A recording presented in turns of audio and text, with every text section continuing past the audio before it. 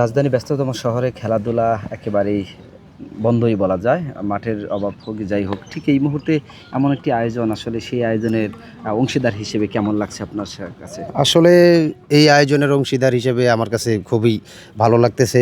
এরকম একটা পরিবেশে আর কি এখন খেলাধুলা তো আগের মতো নাই। তো খেলাধুলা করাটা সবার জরুরি, হ্যাঁ? তো এইজন্য ধন্যবাদ জানাই আমাদের সজীব ভাইকে এবং আয়না কর্পোরেশনকে যে এত সুন্দর একটা আয়োজন আমাদেরকে উপহার দেওয়ার জন্য।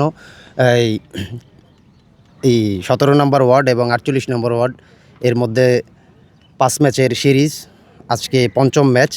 তো এটা অঘোষিত একটা ফাইনাল। তো ইনশাল্লাহ আমরা সবাই চেষ্টা করব যে খেলাটারে আরও সামনে আগায় নেওয়া। আর যুব সমাজের উদ্দেশ্যে আমাদের একটাই বার্তা যে আমরা মাদককে না বলি এবং খেলাকে হ্যাঁ বলি। ঠিক আছে, ধন্যবাদ। সুন্দর হয়েছে।